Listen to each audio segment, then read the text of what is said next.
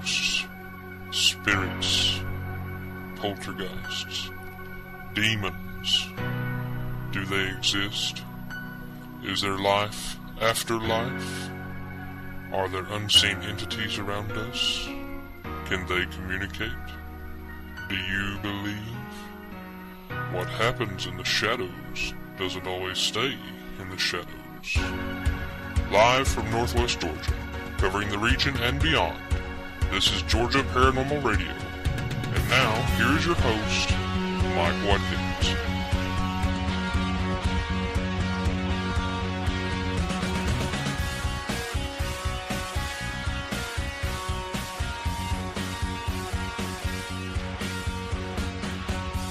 And good evening! Welcome to another edition of Georgia Paranormal Radio. This is your host, Mike Watkins. I'm proud that you've joined us for this next episode that we have here, episode number 8.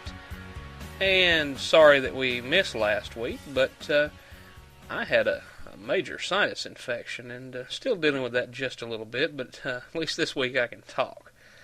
So I'm proud to be back and feeling better and kind of glad that Halloween's over. We had a very busy month last month with October and Halloween. As anyone in the paranormal investigation field knows, that Halloween is usually our busiest month. And we even set a new record as far as website visitors go. And that record was set at 631 unique visitors. Wow. 631 unique visitors. Now, when I say unique, I do mean that we record, if one person comes, we make a note of their IP, or the software does, rather, and it doesn't recognize them coming again for an entire month. So we actually had 631 different people visit our website in October, and that's very impressive for us. That's a new record. And like I say, October was a busy month for us all. We had several investigations here and there, several locations that we were checking on, and had our team meeting. And then we had to do a documentary, help out with a documentary for a local student. Towards the end of the month, we took them to a rather interesting location, and I'm still trying to find out how that grade went on that documentary, but we had a very spirited evening there, if you'll excuse the pun. But so that wrapped up our October. We stayed fairly busy, and we hope you'll excuse that we missed an episode, and hopefully you'll stick with us and continue tuning in as we put these episodes out. And I'm probably just not speaking for myself here, but boy, am I glad elections are over. I got so tired of hearing advertisements on the TV and on the radio of, I approve this message. Oh, Lord, I'm so glad elections are over. But I hope your candidate won, and if your candidate didn't win, then I hope you're not a sore loser. And just remember, I'm Mike Watkins, and I approve this message. So, anyway, that's over with, and we won't have to put up with that for probably a year. It seems like there's an election every year about something, so we'll have a few months off from that. That'll be good. I'd like to invite you also to check out our updated website. I have updated many pictures and EVPs on our website at www.nwgapit.com. And there's always something new and exciting going on there. I try to update it at least once a week, time permitting, of course. And there's also always something going on our message boards. And you can access that by going to our website and clicking on, well, what else? Message board. We invite you to go in there and look around and post your thoughts on what we're doing and things that are going on. And we'd just like to see you and hear from you. And also, we'd also like to invite you to attend our chat room. We're having a live chat every Wednesday night at 8 p.m. Eastern Time. and that'll be in the chat room on our website. You just go there and click on chat room, and it'll automatically load in, and you type in your screen name that you want to use, and there you go. And we're going to be talking about this program, Georgia Paranormal Radio.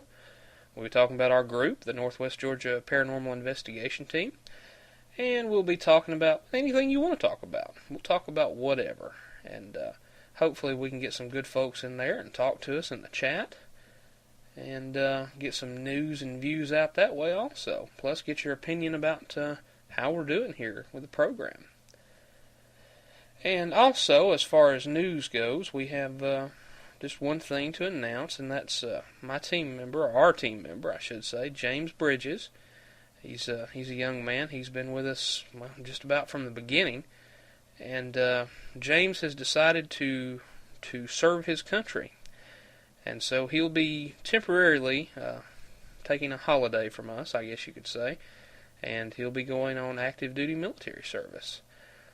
He's never been in the military before, so he's got to go through basic training and then all of the advanced training for all that good stuff. But he's left us and I believe he's going into the Army right now to do some computer work and some other stuff that he really couldn't talk about. So you know how the military is. But James, we wish you the best, buddy, if you're hearing this, and we just hope that you come home safe. And we appreciate the service that you're doing for us and for this country. We really appreciate you. And as far as other news goes, we have a new advertiser that will be coming online here in the next week or two. And that's going to be the West Georgia Paranormal Research Society. They've decided they want to sponsor this program, and we're proud to have them aboard. We're really glad that we're going to have some new blood as far as the advertisements go, and right now we're working on getting that laid out, the copy laid out, exactly what kind of message they want to pass along. But we look forward to working with those good folks, West Georgia Paranormal Research Society. I've been talking with their co-founder, Joey, and hopefully things will work out well and we'll have a good long relationship with them. So be looking for their advertisements here in the next couple of programs. And be sure to visit their website. Once we get that advertisement done, be sure to visit them and thank them for sponsoring this program, for making it possible for us to come out and visit with you each program. And speaking of advertisers, we're going to go ahead and take a commercial break. And that way we can talk about how to be an advertiser on this program. So just sit back and listen, and we'll see you on the other side of the break. In 2006, the number of people in the United States was an estimated 299 million, and approximately 205 million of those people were online. Now let's suppose that just 1% or 2 million of those people listen to internet radio or podcasts. Let's further suppose that just 1% of that 1% are interested in the paranormal and listen to this program. That would be 20,000 listeners or potential customers hearing about your product, service, or website on every broadcast. The Northwest Georgia Paranormal Investigation Team and Georgia Paranormal Radio are homegrown organizations with a regional and now worldwide footprint. Trust us to promote your product, service, or website just like it was our own. Your success is our success. With rates at only $5 a month, guaranteed exposure on every broadcast, and no long-term commitments if you aren't completely satisfied, you can't go wrong. Can you afford not to advertise with us?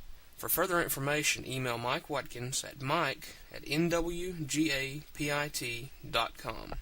All right, welcome back from that break. I appreciate you sticking with us, and hopefully we'll have a interesting program for you now. This week we're going to do a little talking about ghost hunting technology. And we've covered some portions of this in previous broadcasts, but we're going to go into a little more depth on some things that may be in your toolbox and probably in ours. And we've talked before about photography and cameras, and any paranormal investigator is going to have a camera.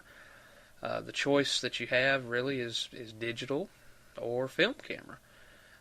We've talked about that in depth before, and suffice it to say, I use a digital. I use a Sony F707 digital. It serves me really well. I'm really fond of the camera. And there's also, folks out there that use 35 millimeter cameras. That's fine too. I personally am impatient and don't like to wait for the results of the film coming back. And the digital helps a lot with that. I mean, you have instant results. But there are those folks that do like the 35 millimeter cameras, and it does give you a hard negative, to verify that the photos are accurately representing what you actually captured. Sometimes with digital, there's people question your integrity with a digital photo.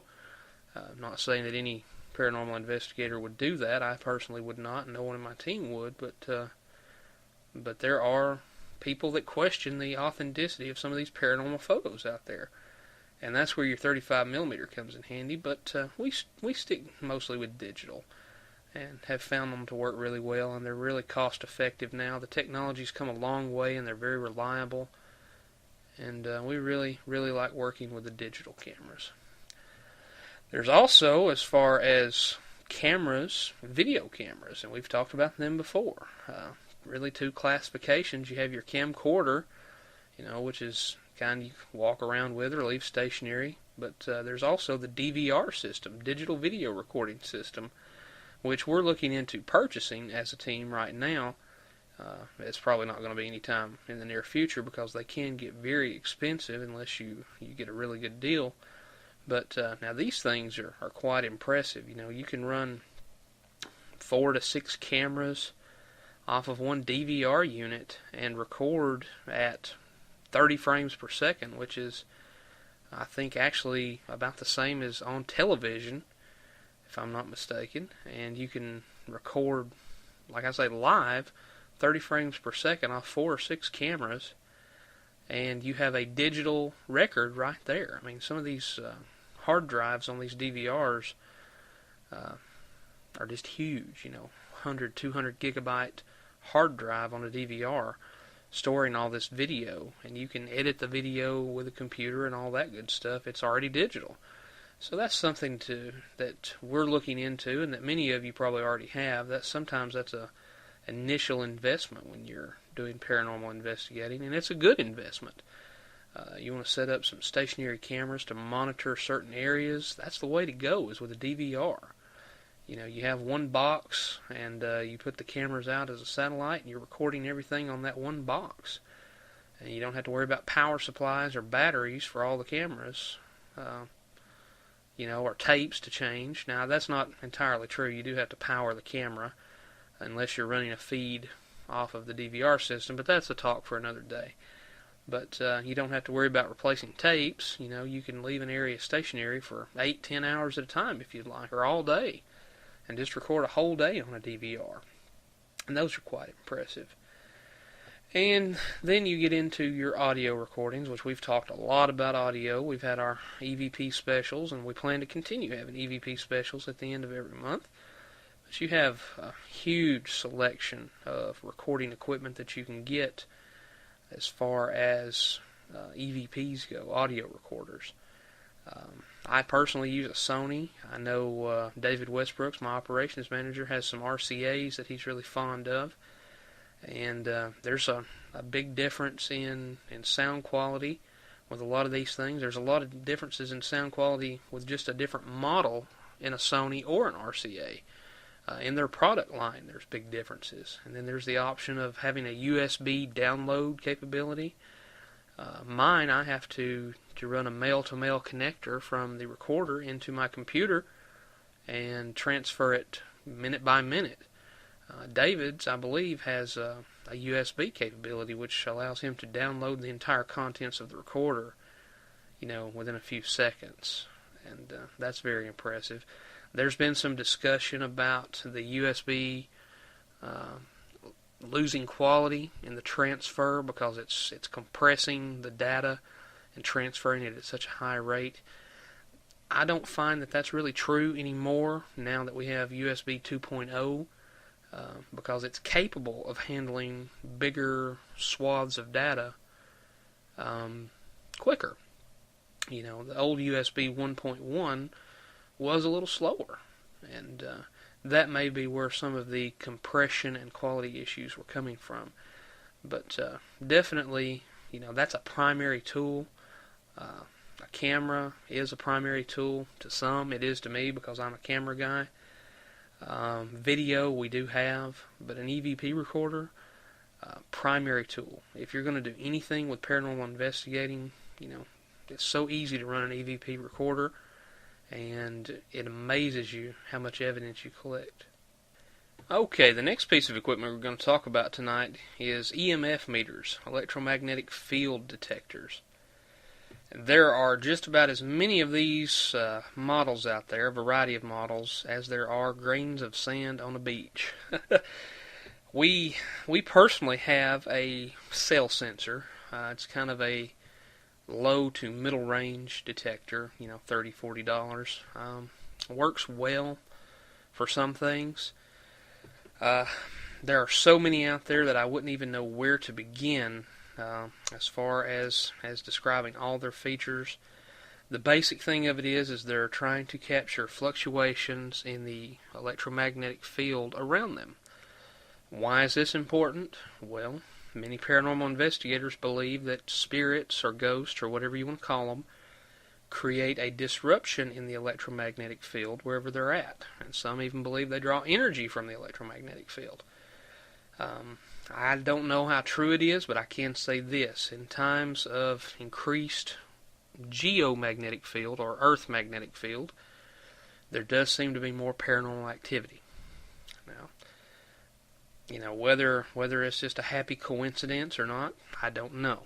But these EMF meters, and you can spend as little as $19, $20 on them, on up into the hundreds, if not $1,000 on them.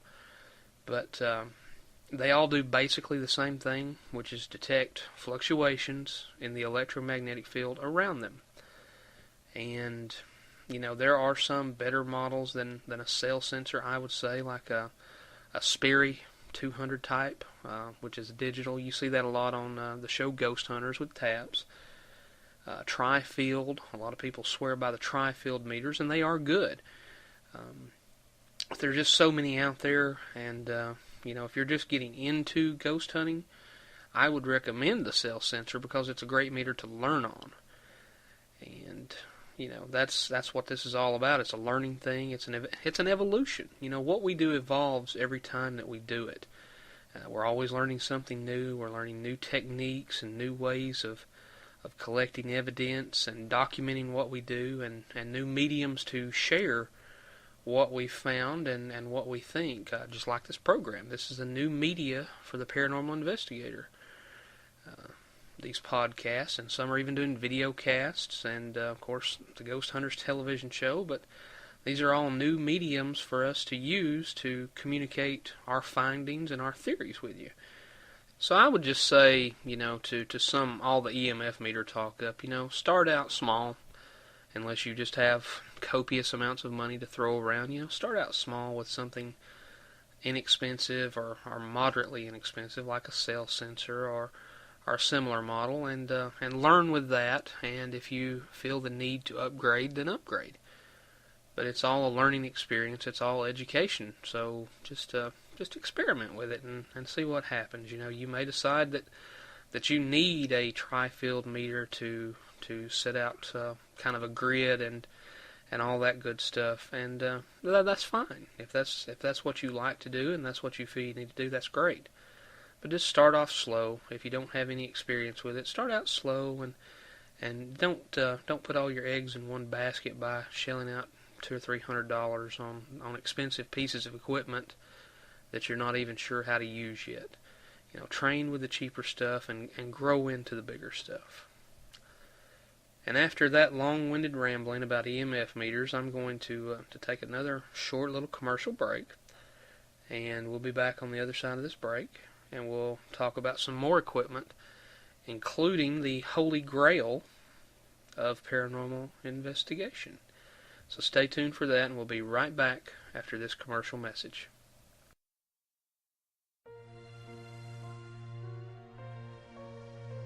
Do you have strange feelings while in your home or business? Do you hear unexplained noises or see something moving out of the corner of your eye? only to investigate and find nothing? Does your home or business have a history of paranormal or unexplained events? If you answered yes to any of these questions, the Northwest Georgia Paranormal Investigation Team is ready to assist you. The Northwest Georgia Paranormal Investigation Team is a well-established and respected scientific paranormal research group. They adhere to strict non-metaphysical protocols to ensure that all evidence collected is valid and of the highest quality. Trust an established team to research and document your paranormal activity, then educate and empower you, the living. For more information, membership inquiries, or to request an investigation, visit us online at www.nwgapit.com or contact Mike Watkins at mike@nwgapit.com. The Northwest Georgia Paranormal Investigation Team. We investigate what you fear.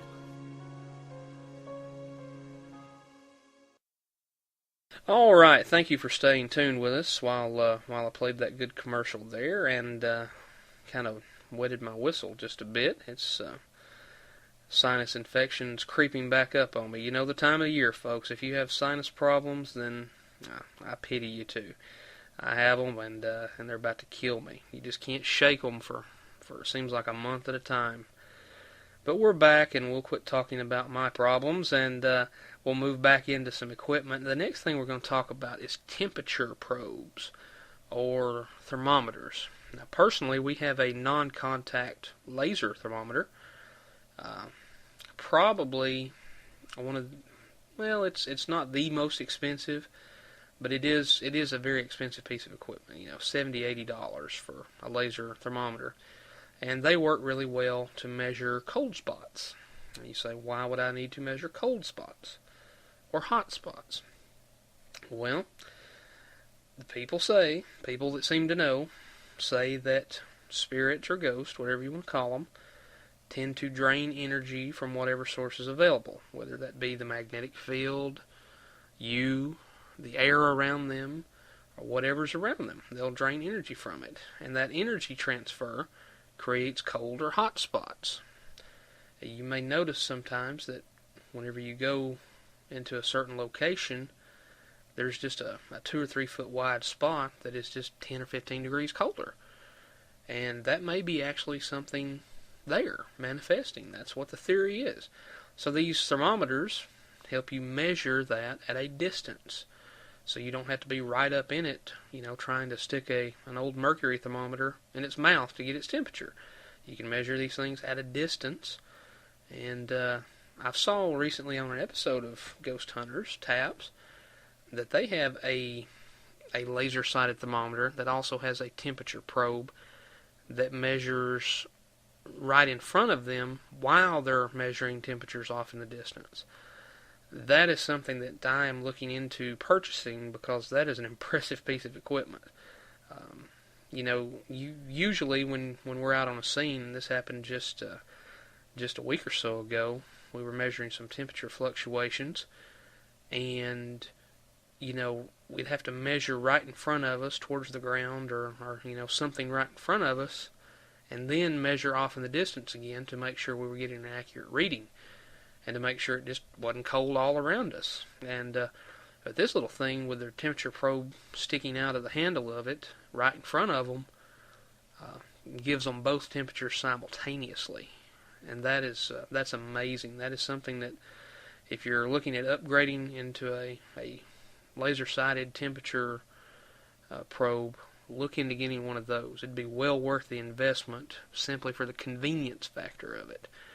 And if it's going to be your first temperature probe, that's something that, there's not much difference in any of them except for that feature. And I would recommend going ahead and getting one of those good ones. Okay? Another thing that's oftentimes in the investigator's toolbox is a Geiger counter or a radiation meter. And again, you may say, well, why? Well, some theories say that these entities, spirits, ghosts, whatever, emit a slight radioactive charge because of their energy transfer. They may be dimensional beings or whatever. I'm not 100% clear on the theory behind it.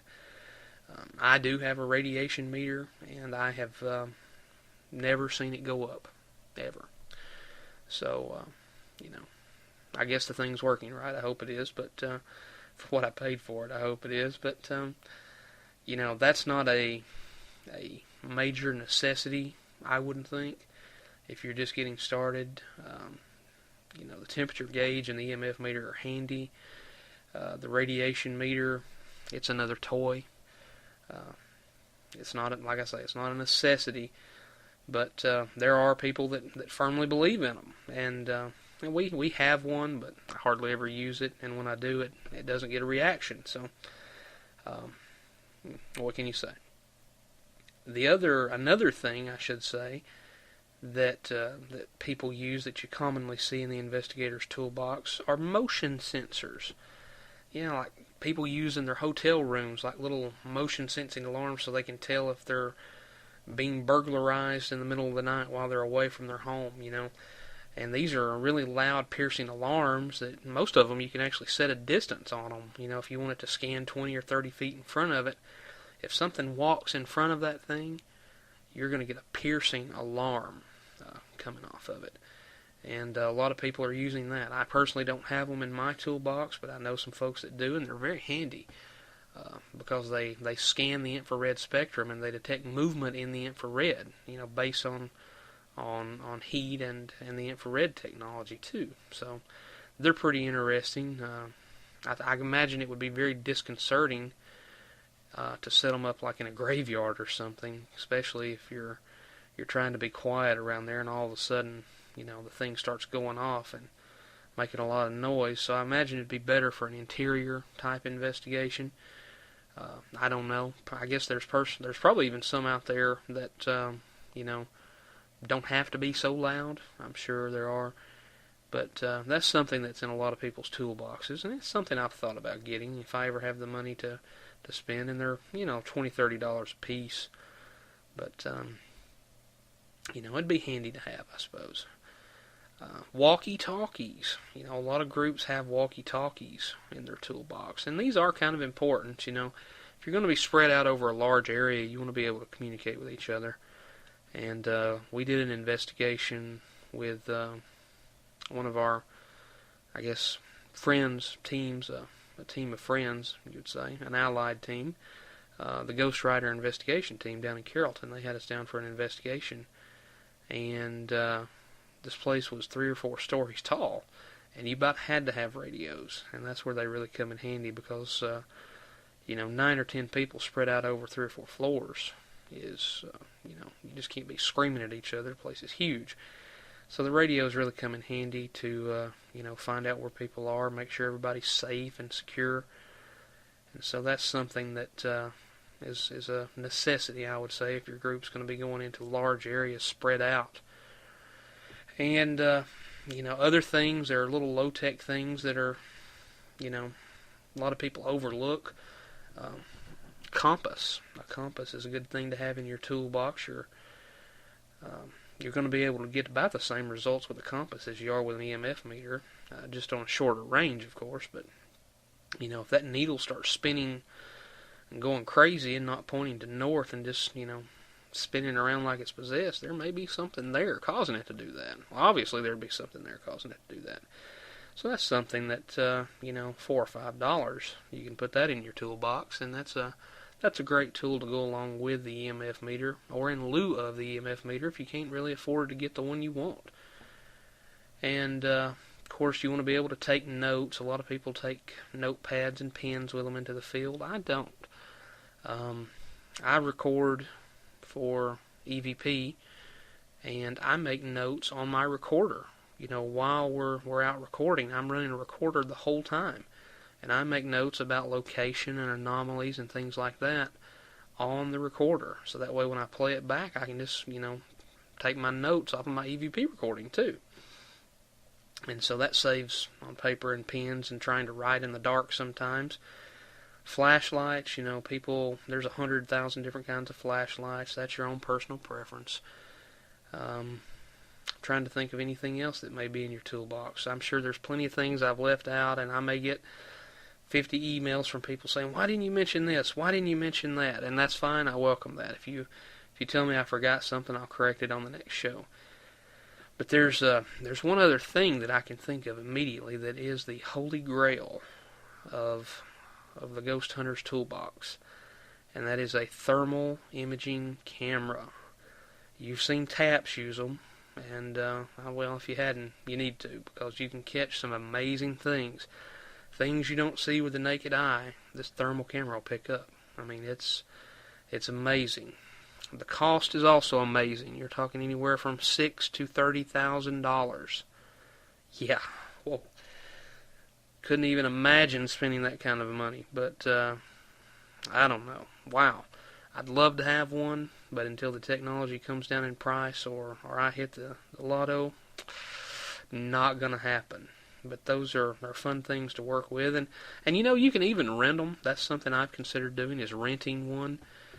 $200 or $300 for a week, that's a lot of money, but the investigation opportunities that it presents and the evidence that it'll present are worth the cost if you can afford it. Those thermal cameras are amazing. And if you haven't seen any results from them, go to the TAPS website, the AtlanticParanormalSociety.com. Go to their website and take a look. They got some interesting footage on there from Arkansas. It looks like a Confederate soldier that they've caught on this thermal camera. It's amazing. You just have to see it to believe it. And like I said before, there's probably 100 other things that I've left out that people keep in their toolbox. Extra batteries. We all know that. Extra tapes and media cards and all that good stuff. We all know about that. So I'm not too worried about covering that. That's just that's the basics. But that's the basic and somewhat advanced toolkit. Things that were just popping into my head, so to say, and just a short little thing, a discussion about them. If you want to hear any more about any of them, just let me know, and we can dedicate a whole show to that. This program is here to educate and entertain you. If there's something you want to hear about, you need to let us know, and we'll do it. I mean, that's no problem. But we appreciate you listening to that rambling on about technology. For those of you who are not technophobe, or technophiles, I should say. Technophobe is someone who's scared of technology or shuns it. A technophile is someone who embraces it and loves it too much. But for those of you that are not technophiles, I apologize for boring you with this program, but hopefully you garnered a little information out of what each piece of equipment can do, and like I say, there's so many others out there. If you want to hear about one of them, just let me know, and I'll research it, and we'll do a little something about it. We're going to go ahead and make this a short program this week. We're going to scrape together all the bandwidth we can, because over the next few weeks, wow, what kind of shows have we got coming up for you? They're awesome. That's all I can tell you, okay? I want to remind you, before I go into what guests are coming up, I want to remind you about the live chat opportunity every Wednesday night at 8 p.m. Eastern Time in our chat room. We'll be talking about Georgia Paranormal Radio, this program, our group, the Northwest Georgia Paranormal Investigation Team, and any other topic that you want to talk about. That chat room is always open, and you never know who you might find in there. Sometimes I lurk in there for an hour or two a night whenever I just want to see what's going on, and sometimes it's empty, and sometimes somebody comes in and says hi, so that's good. So I'd like to see that chat room really get used a lot more, and hopefully we can get some good folks talking to us in there. And the link for that is www.nwgapit.com, and then click on chat room. That'll get you right there. As always, you're welcome to leave feedback or questions, comments, anything that you want on our message board. You can go to that same website and click on message boards to get to that. And there's even a little section for Georgia Paranormal Radio. Talks about the show and how to advertise with us, what's coming up, and all that good stuff. You can leave your feedback about this program or any of our past programs. And that's something I'd encourage you to do is, if you haven't listened to our past programs, if this is your first time listening to this show, go back and review some of our past programs. We've had some humdingers out there, folks. Some ones that really I was proud to put out. But you can do that by clicking on archives, and you can go into the archives and listen to them that way. This is episode number 8, so if this is the first time you've listened, you've missed 7 shows. So catch up and keep tuning in and listening to us. And as far as our upcoming guests go, next week on the 15th or 16th, we're going to have Cindy Westbrooks. And we're going to have a new show with her that we're going to try to convince her to do monthly. And it's going to be kind of a hot topic talk show. We're going to talk about the more controversial side of the paranormal and religion and all that good stuff. Although we're not normally a religious show, we're gonna get some opinions out there, and you might even get a little mad at us. And hopefully you'll write in and give us something to talk about the next time too. So hot topic talk coming up next week with Cindy Westbrooks as my guest co-host. Then the week of Thanksgiving, we're going to have Joey. As I talked about Joey before, he is the co-founder of the West Georgia Paranormal Research Society. I'll be doing a phone-in interview with him, and that should be really spectacular. Those guys have had some good investigations down there. I've reviewed their website, and it's a work in progress, but they got some good stuff on there right now.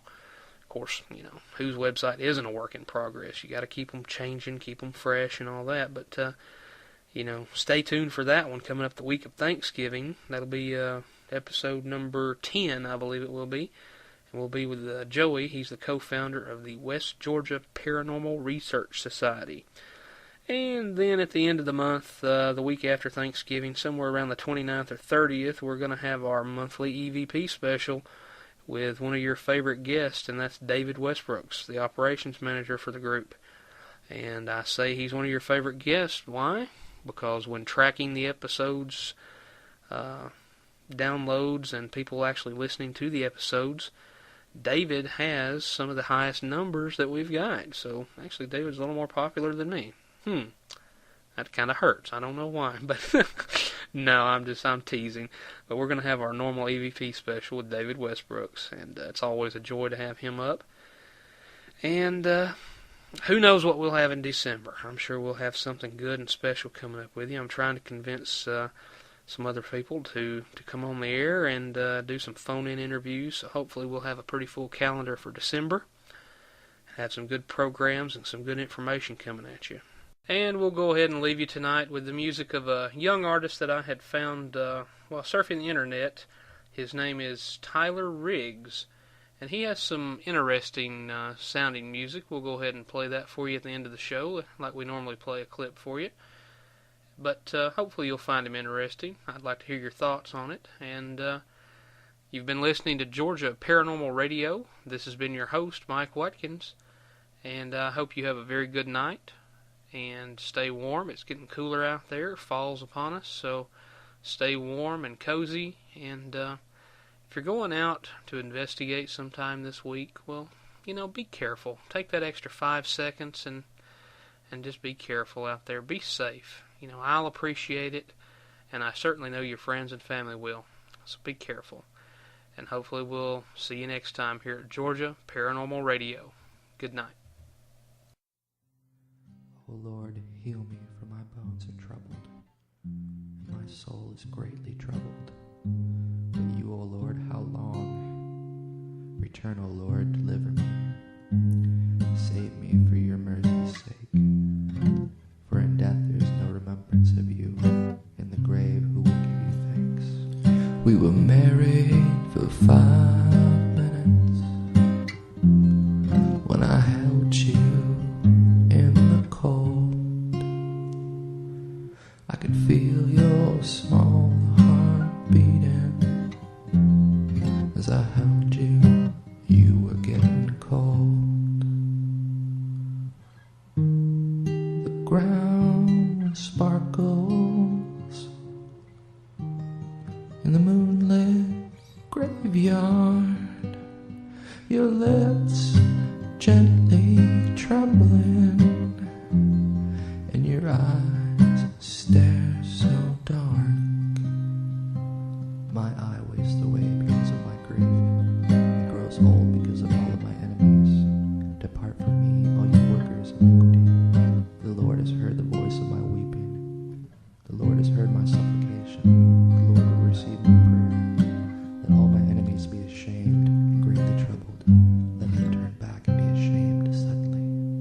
Well, my suit's all covered in mud, and I think, just what are you thinking? Before too soon I'll follow you across the threshold of death's door.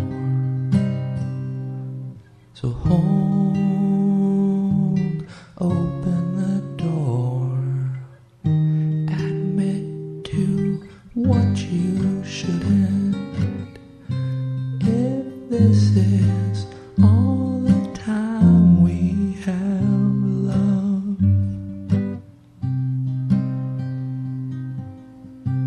if this is all the time we have love,